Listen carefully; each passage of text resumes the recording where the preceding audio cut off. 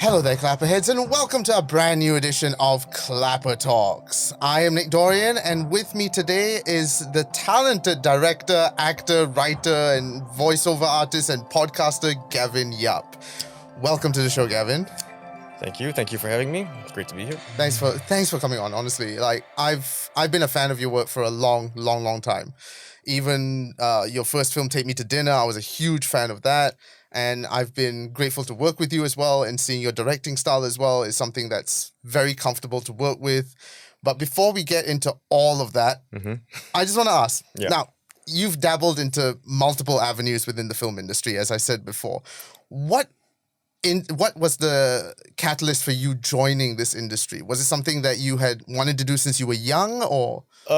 Yeah, definitely. Because I grew up loving film, and it was very much escapism for me, and from a very, very young age, like since I was a kid, I knew I wanted to be part of that world, to be a part of like that kind of storytelling. Even though I was too young to really understand what any of it meant or how you got into it, I just knew like, I want to have something to do with that, and that's kind of where the interest in acting started, because that was the most obvious thing for me as a kid. So we're talking like 4 or 5 years old. That was the most obvious thing for me. Is like I had no understanding of like that someone built sets or that someone directed this or wrote this. I was just like the people on the screen. So I want to be that.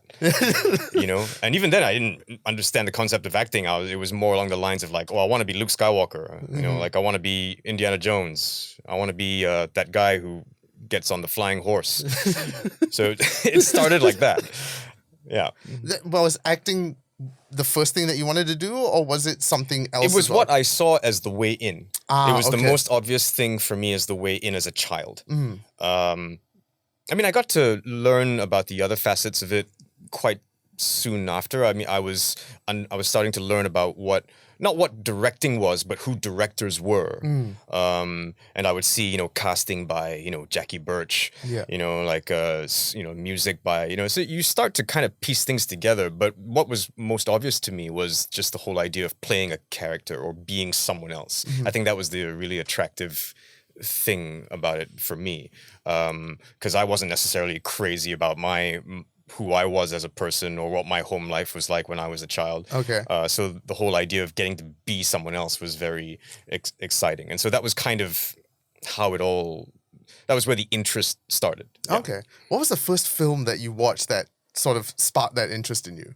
I can't remember specifically if this was the first one, but all of the films that made that made an impact on me from a very early age were usually like sci-fi or fantasy. So it probably would have been like the original Clash of the Titans. Okay. Jason and the Argonauts. Because I was born in the UK, so they would play all of these old, fantasy films. Yeah.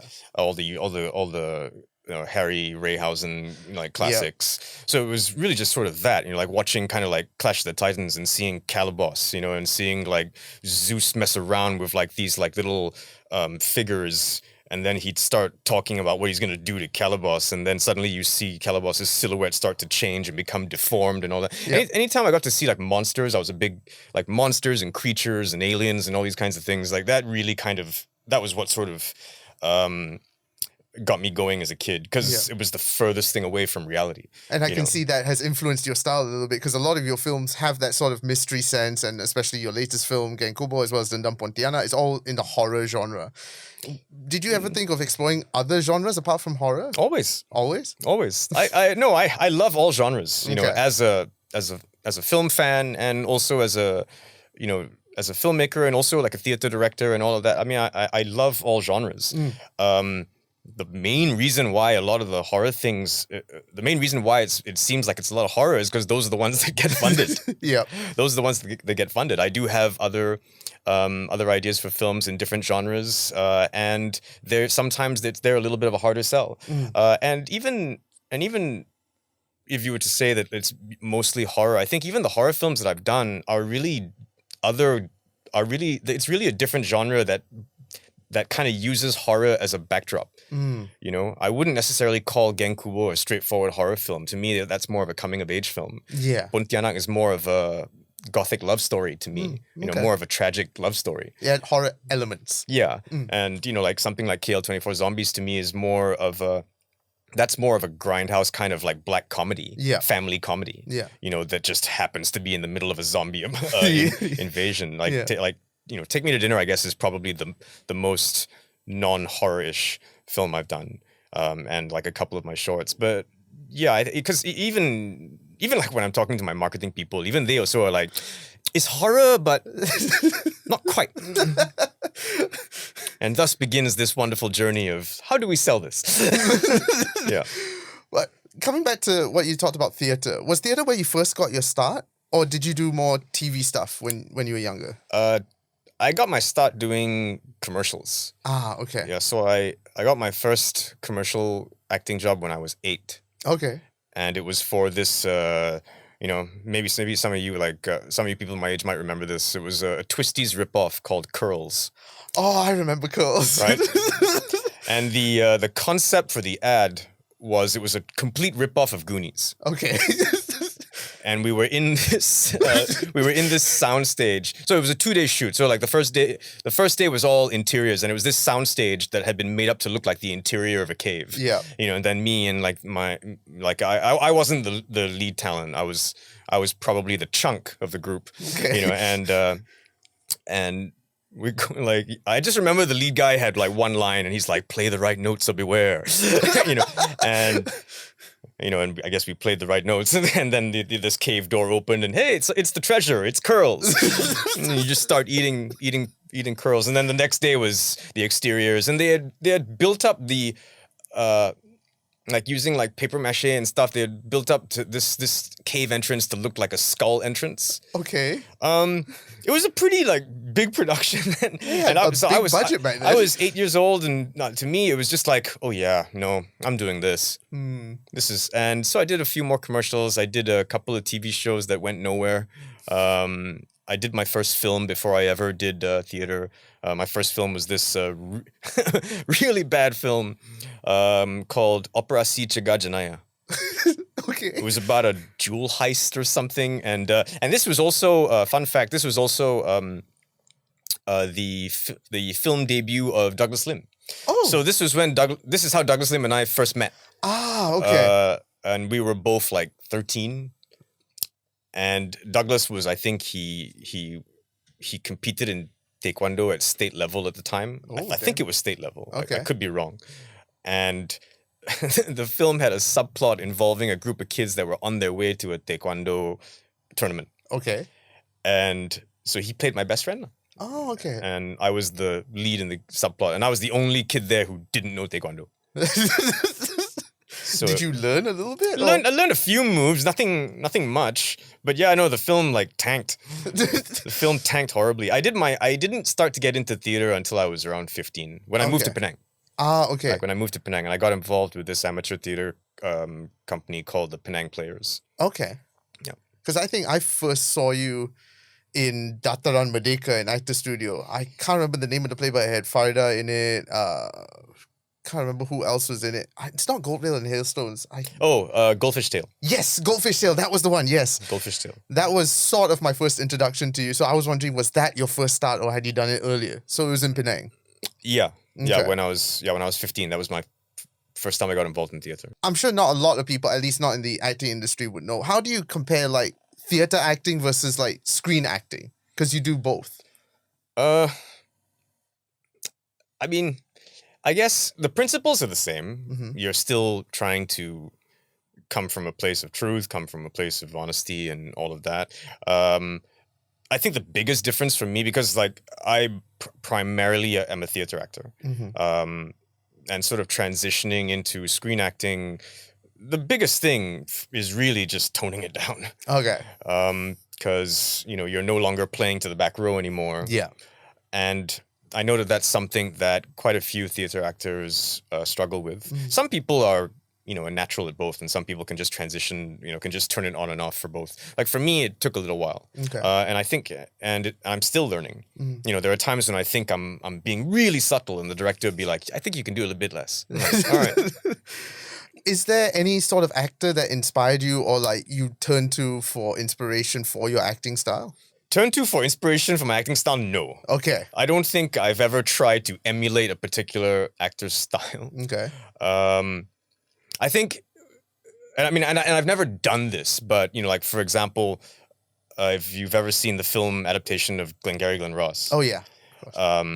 It's an amazing adaptation, incredible cast. Yeah.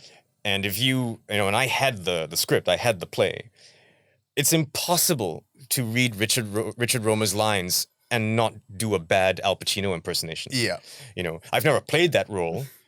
I'm terrified if I ever got the chance because I don't know how I would not do Al Pacino. Yeah. But in any like play or film or whatever that I've actually done, no, I'm not trying to. I've never tried to emulate another actor. Okay. In terms of actors I admire, there's tons. There's so many for different reasons. Okay. Of course you have like the legends like Pacino and De Niro and Robert Duvall and all those guys, Denzel Washington, but I love so many actors for so many different reasons, for so many I think Ethan Hawke is an incredible actor, and just an incredible artist. Like the choices that he makes, I'm a huge Keanu Reeves fan. Of course. I've always been a Keanu Reeves fan, even when it wasn't fashionable to like him. Yeah, Bill and Ted from that era. Yeah, I think my introduction to was Bill and Ted. Yeah, and then I just love the fact that Ted Theodore Logan is an action icon. Yes, he is. That's insane. And also Chow Yun-fat. There's so many, Kenneth Branagh. Meryl Streep. There's so many. Okay, Nicolas Cage. I'll break it down a little bit more then. In terms of acting methods, you've got Stanislavski, you've got Meisner. Is there any sort of method that you follow, or have you culminated a bunch to make it your own? When I was doing drama class and all of that, you dabble in it, you try and play around with it a little bit, but I can't say that I've ever really used it in my professional career, seriously. Okay. I believe in keeping things simple. Okay.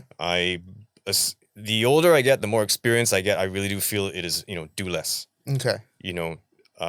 Just try and strip it down to its bare essence. Like, what is it?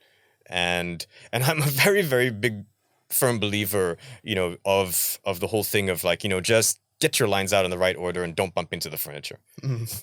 Is that something that you sort of adopt into your directing technique as well? Do you direct actors the way that you act? I think that's the main point that I'm trying to No, I think with directing, it's different. I know that my experience as an actor definitely influences how I communicate with actors, but I don't try to direct them how I feel I might play it. Okay. I think what I bring to the table in terms of my relationship with actors I direct is that I come with an understanding that every actor has their own process. Yeah. And I respect that. Yeah. And what I try to do is that I try to make it very clear, okay, this is what I don't want. Okay. But outside of that, you have room to play. Some actors respond very well to that and go crazy with it. And other actors, I've never come across any actor that hasn't appreciated being given room to play. How much they do with it is entirely up to them.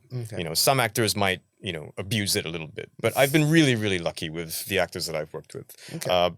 But I think that, in terms of how I communicate with my actors, that's sort of what I bring to it. Is that, look, I know, if we need to try something like this to make it more comfortable for you, we can play around with that. Also, at the same time, coming from theater, rehearsal is really important to me. So I like being able to have that kind of time with my actors before we go on set, before we start shoot, to go over things. Because what I say to them is hey, once we're on set, I may not have time to answer your questions. It's rarely that bad, but I just want to put it out there because I want them to get used to asking questions. Let's get all of this stuff out of the way now. Okay. So that when you come to set, you've got a handle on it. I think it's and I know that a lot of productions are like this, where you don't really have that kind of time, and then you turn up on day one expecting to know exactly what to do and all of that. And I mean, if that's the situation you're thrown in, then fine. We all we're all professionals. We do our job. But if you can have that little bit of extra foundation, it can only help. Now, you've directed not only film and TV, but you've also directed theatre as well. Mm-hmm. Now, compared to theatre and television and film, which do you feel is the more, not laid back, but the easier one to do? I don't think any of them are easy. Okay. I mean, I get nervous and freak out before every directing job. Okay. I mean, to me, I never ever feel like anything is gonna be easy. I think certain scenes are probably, I get excited because I think maybe some scenes are gonna be more fun than others. But there's no particular medium that I would say like, oh, theater is easier than film, or film is easier than TV, because they all present different challenges, and they all kind of require like a little bit of a different mindset. Yeah. The objective is the same. You're trying to put on a good show. Yeah. I mean, and the one thing all three have in common is that they're not sprints. They're all marathons. Yeah. So I would say it really depends, and there's different kinds of stories that work differently in different mediums, and so yeah, I wouldn't say any one of them is easier than the other. Okay. And you've also done directing for voice animation as well. Now, with film, television, and theatre, you of course have a whole load of face acting that you can rely on as well on top of your voice acting. But with animation, you truly just rely on getting messages across, emotions across with your voice. How do you go about directing that? Because I've always been interested. Does it need to be slightly more over the top in that sense? Depends on the material. Okay. Depends on the material. Depends on the tone of the show. A lot of animation stuff that I have done has been generally either for kids or young adults. Okay. So those tend to be a little bit more high energy. Okay. But again, it also depends because there's so many different kinds of characters. Like, for example, I voice directed a animated series that was based off of a toy called Arcado. Okay. I think it was like Arcado, like arcade warriors. Ah, okay. And there was like a whole slew of different characters. One of them was a character that I played, which was essentially like a little bit of an amped up Bruce Lee character called Chuxley. There was another like killer clown character. There was another like a deranged teddy bear character. There was a crazy sort of T-Rex character. So you're working with, I mean, and there are so many amazing voice artists who can do so many voices. And it's become more common now to cast the net internationally. Okay. Before, especially like pre-COVID, you would try to find your voice cast within Malaysia. Yeah. Maybe you might try to find in Singapore, but now it's becoming more and more common to cast the net internationally. Okay. And it's not to say that we don't have a decent number of voice actors here. We do, but a lot of them, and through no fault of theirs, sound specifically Malaysian. Yeah. And sometimes, more often than not, the creators and producers of an animated series are looking to try and break into the international market. So they're looking for something a bit more neutral. Yeah. Now, with your first film, Take Me to Dinner. Edward, I think it's only fair to say that I wasn't particularly fond of you when we first met. You were never happy about anything. And there were some days, I can't lie, when I came close to shooting you. How was the process of that? Like, was that something that took years to get off the ground? Because that was your very first film. Correct me if I'm wrong. That was your directorial debut, right? Yeah. How was that process? Was that a script that you had written a long time ago that you were trying to get off the ground, or no? No. What happened was, actually, Kai Baha is almost entirely to thank for Take Me to Dinner happening. Okay. Because I always wanted to direct film. That was always the end game. I always wanted to direct movies. And I don't regret getting involved in any of the other things. Part of it was me kind of like telling myself, well, I need to do all these other things first. Okay. so I can, acquire the necessary skills or whatever. But I mean, I think also it was just nerves, fear, that just seems like an impossible mountain right now. And the idea of just doing something independently just didn't occur to me. Okay. And then when I acted in Relationship Status and I saw how Kai had put it together, I was like, didn't you want to make a film? Wasn't this like a whole thing that you wanted to do? Like, how come you haven't done it? Yeah. And so I think it became this thing. I can't remember how old I was at the time, but I think I might have been 33. And so I made this promise to myself that I was going to make a film before I was 35. Okay. And that's how Take Me to Dinner happened. Okay. I tried to think about what I had at my disposal, who I had at my disposal. When we did I think it was the gala screening after party for Relationship Status, and Kai did this very silly thing. He kind of stood on a chair and thanked everyone and said, if anybody needs a DP for your next film, like, I'm your guy. And I'm like, we need to talk. Yes. And I knew I wanted to do something with Patrick Teo. I had really loved working with him in theater, and so I knew I wanted to do something with him. I had been speaking to Susan Lancaster, about wanting to do something. I knew I wanted to do something in the hitman genre. Yeah. And so basically what I did was that I booked my team and my cast before I even really knew what the story was going to be. Okay. And worked backwards. So did you sort of write the characters based around the actors? Yes. Okay. All right. Now, after that, you did KL 24 Zombie. Was that the next one after that? It was the next feature, but even then it was kind of like, it was an anthology film. Like there were 3 segments. Yeah. So it was like James did the first one, I did the second one, and Shamin Othman did the third one. The Health Ministry has officially declared that the recent flu epidemic that has spread throughout Kuala Lumpur is not H1N1 and that citizens across the capital city need not panic. I'm not gonna let this stupid flu get me down, huh? Not like you squash! But it all kind of like clicked. And the thing I did immediately after Take Me to Dinner, well, not immediately after, but the one I did after Take Me to Dinner was a short film. It was The Incredibly Strange Tale. The Incredibly Strange Tale of the Man Who Lost His Love and Bought It Back with a Packet of Duck Rice. Yeah. With Tok Ah Hung and Louisa Chong and Pun Shi Ho.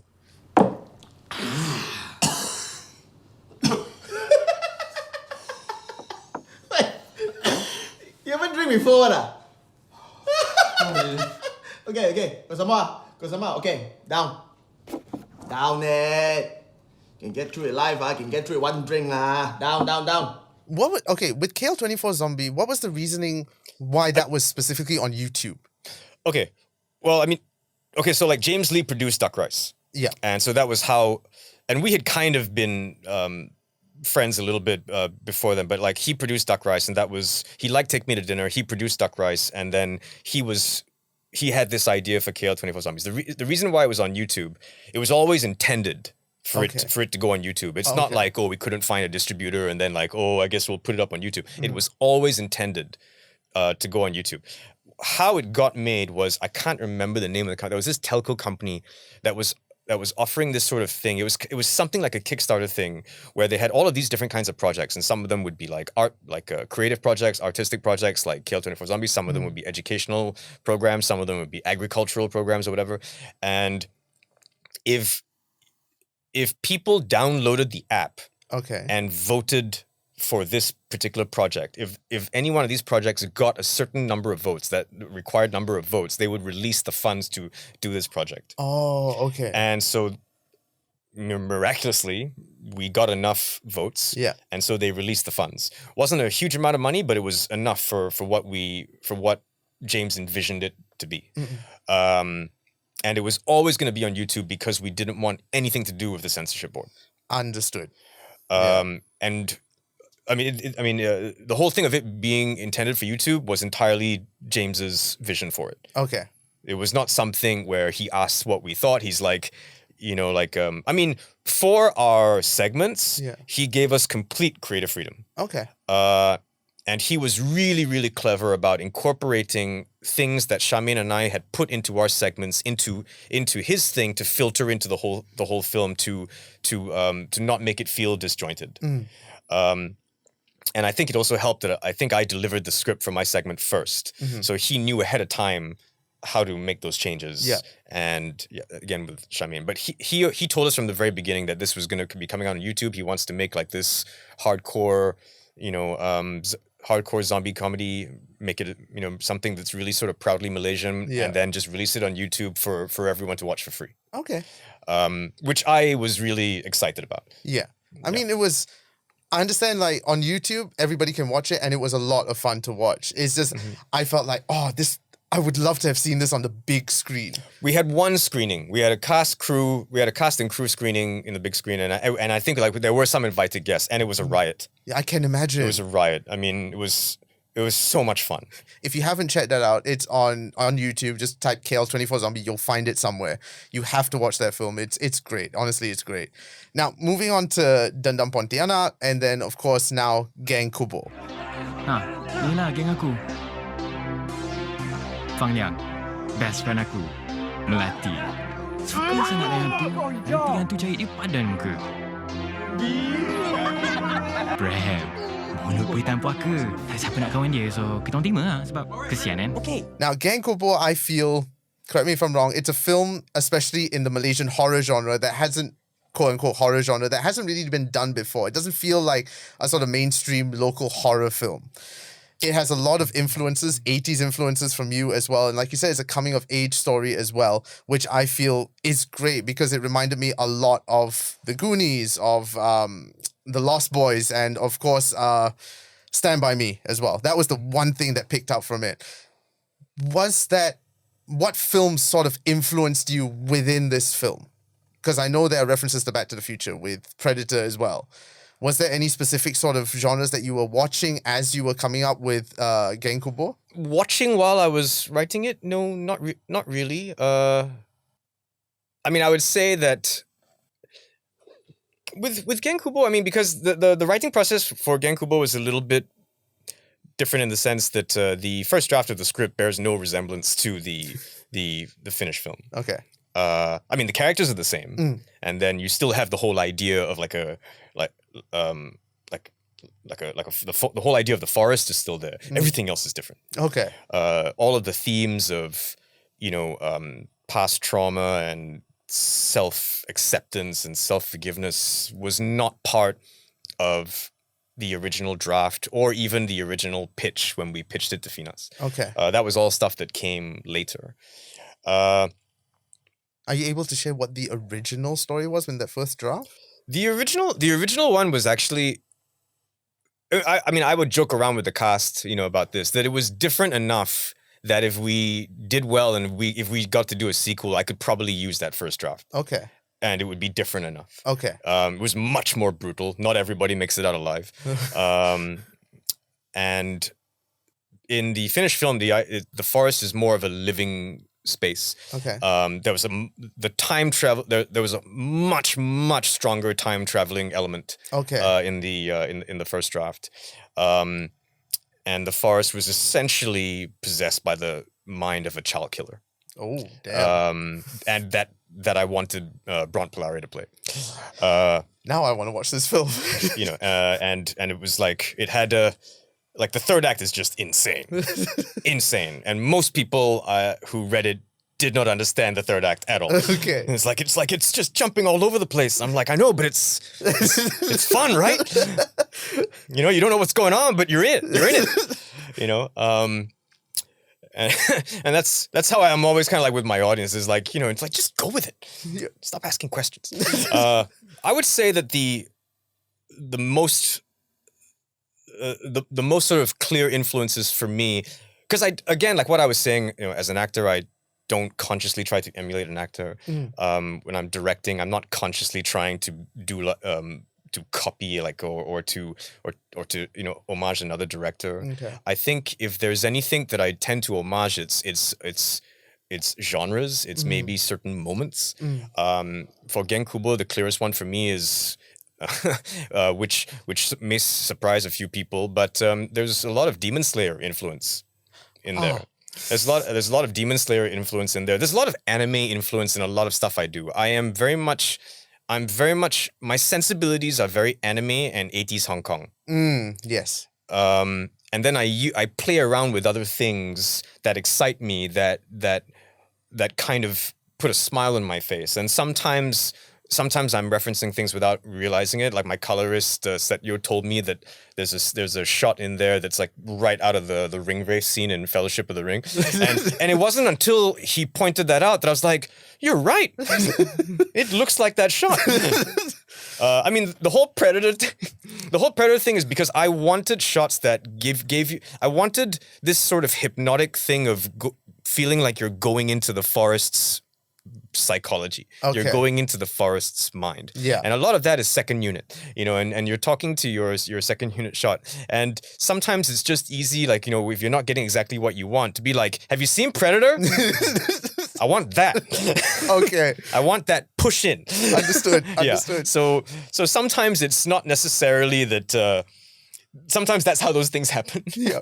Now, the idea of Geng Kubur, was that something that you and Hani Ahmad, the writer, collaborated with from the beginning, or was this an idea that you had that you then pitched to Hani and you started writing something? Hani's involvement in the script started after I had already done like a couple of drafts. Okay. And so she came on board to help me translate the script. But she was also very involved in giving me notes. Okay.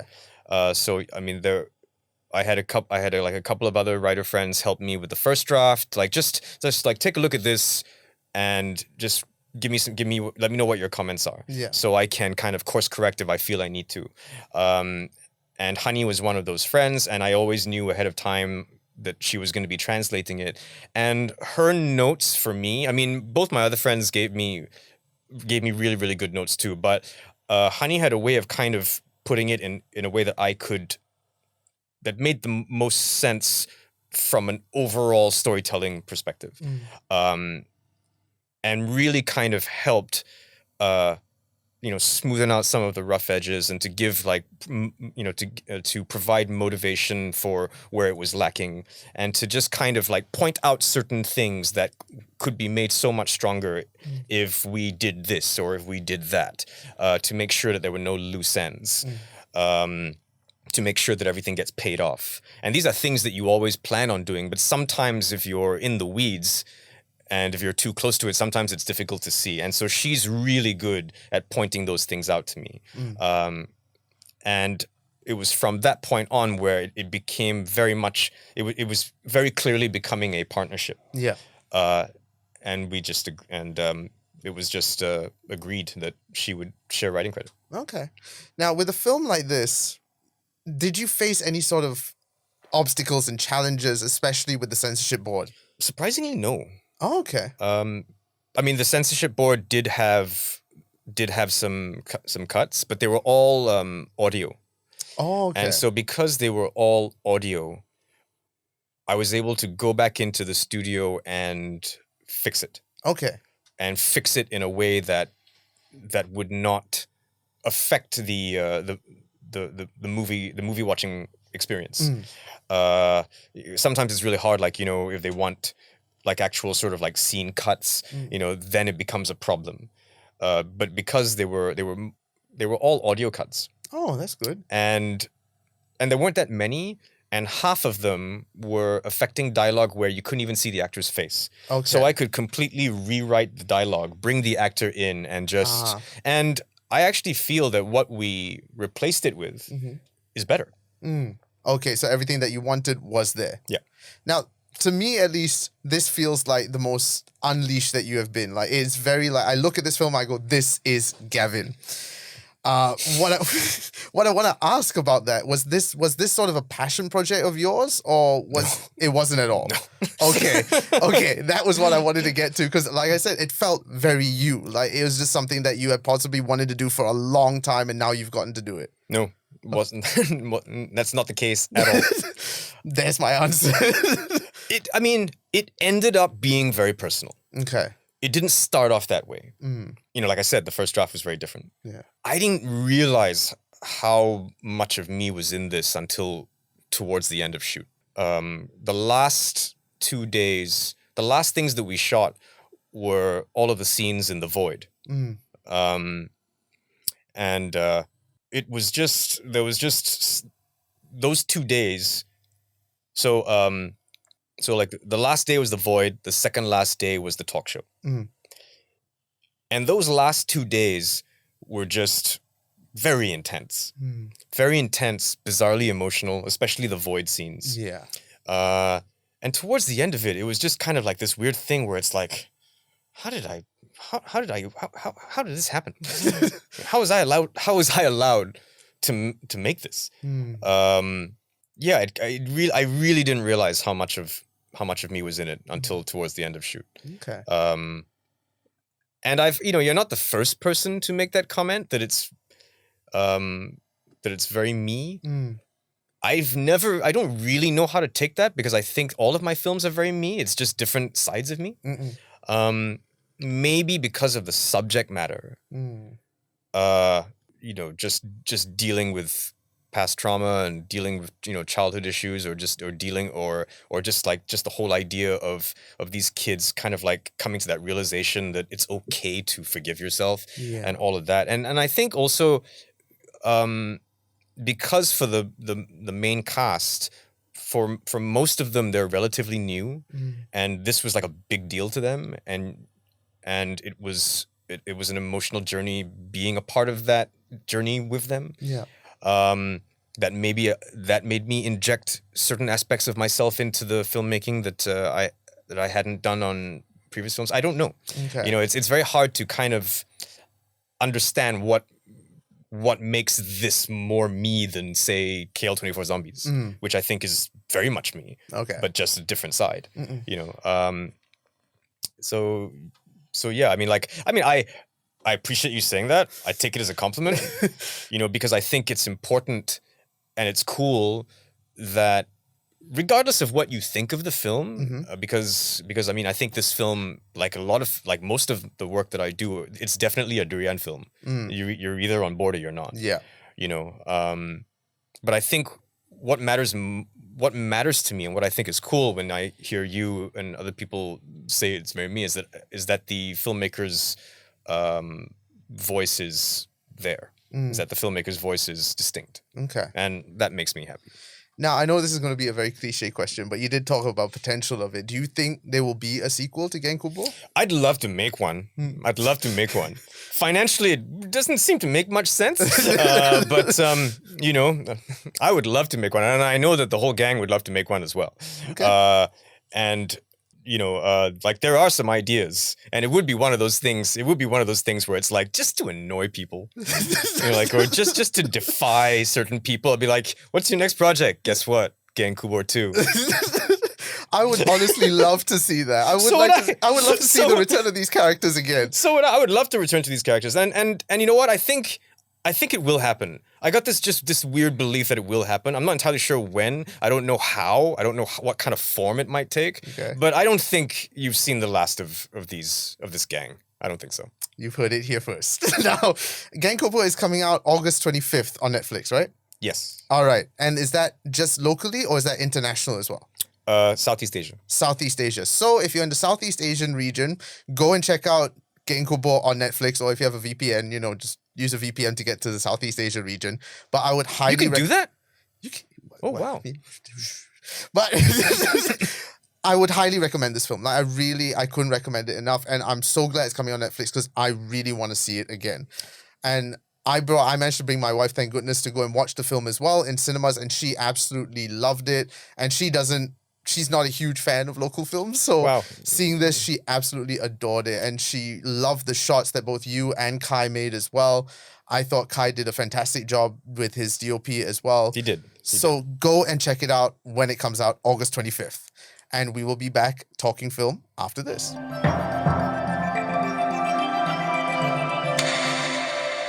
Now, on top of doing all of this directing and acting work, you also have a podcast, possibly one of the longest running Malaysian podcasts, Nick Yap and Fries. It is the longest running movie podcast in Malaysia. Ian Ian makes a big deal about this. Specifically movie podcast. Yeah, because I don't think we're the longest podcast, but I think like as long as we put movie there. Okay. Yeah, and it's like every now and then we'll just do another one just so we can maintain the title. It's like Warren Beatty with the Dick Tracy rights. Yep. We with Geeks do the exact same thing. We've been away for a year, but still we're like, nope, we're the longest running pop culture podcast. Right. when did Make Yap and Fry start? I think it was 2008. Oh, that is a lot. You really were there when podcasting was like. I could be in its wrong. infancy. I could be wrong. I mean, when did Dark Knight come out? Because Dark Knight was the movie that kind of got us going with the idea of 2009. Okay, 2008. Yeah. Because that was it. We were just talking nonstop about the Dark Knight. And the girl I was seeing at the time, she was like, "You guys should do a podcast, because every time you meet up, you just talk about movies. So why not just put a mic in front of you guys?" So that was the catalyst to do a podcast. That was the catalyst to do a podcast. And, and it's, I mean, you say that not many people were doing them, but not many people in Malaysia were doing them. Yeah, I mean, Malaysia we were. specifically. I mean, we wouldn't know to do a podcast if we weren't also listening to them ourselves. So yeah, that's kind of how it started. And I mean, it was really sloppy to begin with because the two of us were just getting really drunk, and we were getting progressively more drunk as the episode went on, and you can hear it. Yeah, like you can definitely hear it. those early episodes are very messy. Yeah. I think, if I'm not mistaken, our first episode I reviewed X-Files, I Want to Believe. That's something. Yeah, I can't remember what Ian reviewed, but I'm pretty sure that was what I reviewed. I'm pretty sure that was our first episode. So yeah, reviews. You want to kick off with 21 or the X-Files? I want to kick off with the X-Files. Yeah, I thought so. I want to kick off with the X-Files because I have issues with this movie. Okay, first off, it's not a bad movie. It's not a bad movie, and that's precisely the fucking problem. Is that it's not great. And our most recent one is we reviewed Deadpool and Wolverine. Yes. It was a lot of fun, but as the two of us, as the years went on, the two of us, our schedules just got really crazy, and we just weren't able to hold on to a schedule. And then, but Ian's one of my closest friends, and so it's, if we're gonna hang out, let's do another one. Yeah. And we no longer kind of feel that pressure where it's like, oh, it's got to be a current release. No, it doesn't have to be a current release. If we do happen to see something current at the same time, then yeah, okay, why not? Yeah. But more than anything, I think it's really just to hang out. Yeah, because listening to you, it feels very much like a casual conversation, just hanging out with your buddies who are drunk sometimes. But I honestly feel like Make Yap and Fries, if you haven't listened to them, please go and listen to Make Yap and Fries because it's a very, I don't know the right word would be, like an alternate movie podcast where it's real, actual, just a conversation. Like there's no sort of, I don't mean this in the worst way, professionalism in that sense. Like if you want that, you go for Goggler and stuff like that. Yeah. No, I would say that's a fair comment. Now, when you were growing up with films, what sort of films would you lean more to in terms of genre that you would eagerly just go, oh, this is a great horror film, I'm going to watch a lot of horror films, or I'll watch sci-fi, or I'll watch action? Which one do you tend to lean to the most if you had to choose one? I mean, this will seem like a cop-out answer, but as a kid, I really did watch everything. Okay. And not much has changed. I don't watch as much as I used to. I am a bit more selective. And the older I get, the less patience I have with long films. But in terms of genre, there's no genre that I don't really like, as long as it's done well. But as a kid, like I was saying earlier, I always tended to gravitate towards things that were a bit otherworldly. And my parents didn't really practice censorship in the house. So I mean, like, I watched The Exorcist when I was like 7, and I watched Basic Instinct when it came out, and I was not the appropriate age to watch it. So all these, and my parents also, they every now and then they would watch, like, because, I mean, you might be too young to remember this, but last time, before DVDs and before like VCDs and all of that, when it was still like VHS, you had like Video Masters. Yes. So you would go to like Sungai Wang or Ampang Point or wherever, and like it would just be like these like tables full of these pirated VHS Video Masters, and my dad would just like buy a bunch buy a bunch and we just watch. It didn't matter like what was the rating or anything. It's like he never said, oh, there's a lot of harsh language in this film, you go to your room. Like never. It was just I just sit there and watch the film with him. So I was watching Beverly Hills Cop and Nice. you know, National Lampoon's Animal House and Never Ending Story. I mean, like it was all great to me. Big Trouble in Little China. Yeah. These are all like amazing films. And I loved all of them. It was, yeah, it didn't really, but yeah, they would watch like these video nasties. Oh. So I mean, have you ever heard of the film Extro? No. Like this is a hardcore, like really bizarre horror film from the early, like mid 80s. Okay. I'm back. You're back? Back from where? I'm not sure.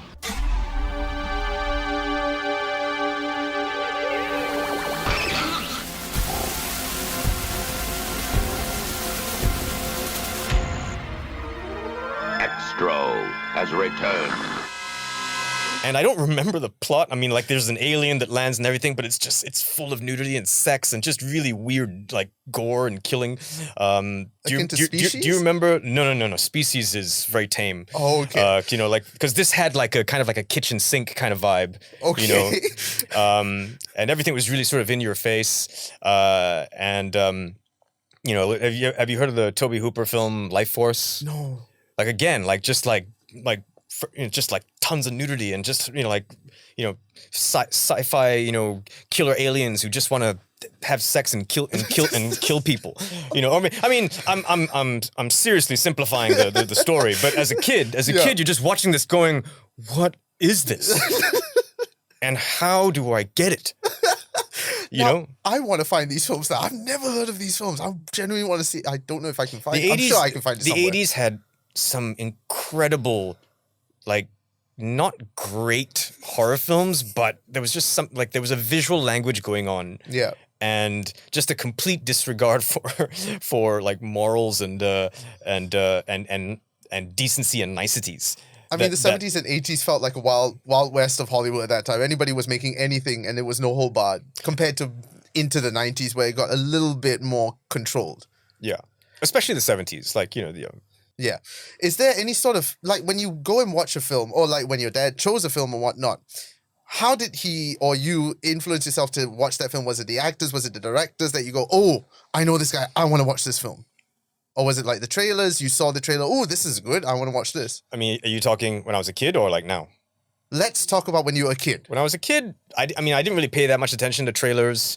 You know, I would see like the cover on the video sleeve, you know, it looked kind of cool. Okay.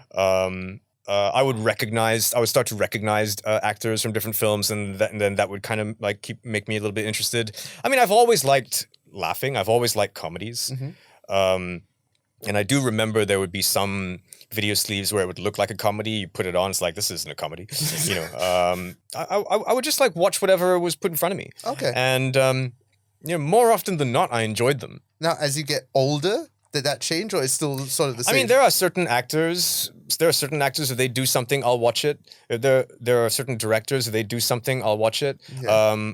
I do place a lot of importance on a trailer. I think if you can't grab me with the trailer, that's a problem. Okay. I'm not, you know, I won't go and see something just because the poster is cool. Okay. And also because, you know, time is a little bit more precious now than it used to be. So I'm a little bit more, if I still had the same amount of time now that I did when I was a kid, I would still watch whatever, you know, whatever it was. And I wouldn't really feel that bad if I watched something that wasn't particularly good. Okay. Whereas now you're just a little bit more, you know, I can't just simply waste so much time now. Now, speaking of wasting time, there's always this conversation of that movies are getting a bit too long this day and age. Like people are making 2.5-hour movies, 3-hour movies. What's your sort of comfortable run time for a movie, you would think? 100 minutes. 100 minutes. Okay. 90 to 100 minutes. I mean, look, if a film is 2 hours or 2.5 hours or even 3 hours, some films warrant that. Okay. You know, so it's not to say like across the board, if it's longer than 2 hours, I'm not interested. You know, that's not the case. But I do feel that most films go on longer than they need to. Like a Judd Apatow comedy is 2 hours and 40 minutes. That makes no sense to me. Yeah. You know, there's a great movie in there that has been there's a great 90, 100-minute movie in there. Yeah. But because it's 2 hours and 40 minutes, it just feels like, even if every moment is funny, you can only laugh so much. So, like a Michael Bay Transformers movie does not need to be 3 hours. Yeah.